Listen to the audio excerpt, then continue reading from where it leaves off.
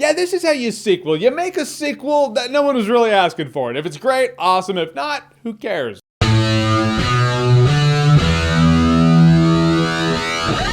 Jumanji, Welcome to the Jungle. So Jumanji, Welcome to the Jungle is a new Jumanji adventure. Instead of having a board game, it's a video game now. Jumanji rolls with the time. And in kind of a Breakfast Club scenario, 4 people in high school who usually wouldn't hang out together end up in detention together. They see this video game, they turn it on, they pick their characters, are sucked into the video game. Thus the humor starts with the fact that their avatars in the video game are not really like them. The movie stars The Rock, Kevin Hart, Jack Black, Karen Gillan, and here we go, on their adventure. In a movie that's probably, I laughed more in this movie than a lot of comedies this year. Comedies have been pretty light this year. This movie's a comedy adventure. This is a comedy that wins. It's just how you do comedy for me. First of all, the cast completely works together and individually. They're all charismatic. They're all charming. They do their jobs well. You don't really see them do a lot they haven't done before. You've seen The Rock do comedic moments before, and every time he does, I'm always like, that's right, the guy's funny. But Kevin Hart plays Kevin Hart. Granted, he plays Kevin Hart very well in that TJ Miller kind of way. You know, when TJ Miller's in a movie and you're like, is TJ Miller in a TJ Miller role? On another end of the spectrum, that's Kevin Hart when I see him in movies. He plays a Kevin Hart character. The funny thing about his character, he's the character where the high school version of his character and then the grown-up Jumanji version of his character, they don't really match for me. The thing they have in common is that they are, in fact, both black, but he's kind of a stoic football player, and then he gets into the game and he's a really fast-talking guy. Any nerdy dude becomes The Rock, the Instagram princess becomes Jack Black, then the social outcast nerd girl becomes Karen Gillan. Jack Black, man, Jack Black plays a high school girl, like a really hot cheerleader, high school Instagram princess. And the way he does it and the humor involved in it, I'm like, I don't think anyone but Jack Black could have done it that well. I'm a big gamer nerd, you guys know that, so the way this movie addresses video games I found really entertaining. Life bars, menus, backpacks, powers, strengths, weaknesses, all of them very video game. All of them do make you laugh because in video games it is a bit absurd. How many times do you play The Legend of Zelda and you're like, how many items can you fit in that backpack? This movie addresses that and it's quite hysterical. So it is a video game movie that's not actually a video game movie because it's not actually a movie based on a video game property, but it uses the video game element and angle to its advantage, and that's what really works for it. And this is supposed to be a video game, so the action sequences, they were really exciting too. There's a scene where The Rock is like, all right, I have super strength, let's just get down. And he's just beating these enemies down. I was like, all right, this is exciting. In that video game kind of way. Ever just go into a zone in a video game, you've clearly advanced, you've leveled past, but you want to go back there just to wreck shop? It was like that, it was fun. Now the bad guy in this movie really doesn't stand out for me. I feel like they're going not only the MCU route, I feel like that's the route in movies in general. As long as you have a good ensemble of heroes that come together, the villain just kind of takes a hit on that. The villain's the weakest part of a lot of movies these days. This movie's no different. I don't remember the villain's name. I don't even remember anything he really does. He's just out there, but really it's concentrating on them and their adventure. I would have liked to have seen a character like the original Jumanji, that hunter. That dude scared me. Dude was terrifying. You knew he was always on the hunt for them. And if they ever crossed his path, they needed to run. This dude is not so menacing like that. And as this movie really landed and resonated with me, it does rely so heavy-handed on the video game humor, or the humor based around video games and knowing how video games work, that if you're not so into video games, I don't know how this movie is going to affect you. I don't know how it's going to click with you. I mean, it can still click with you. I think you'll still have fun with it, but will you really be like, yeah, dude, speaking to my heart? But in the end, Jumanji has got to be the surprise of the year, at least the past few months. It was funny. It was exciting. It actually had a few moments of heart, surprising heart. I was like, that's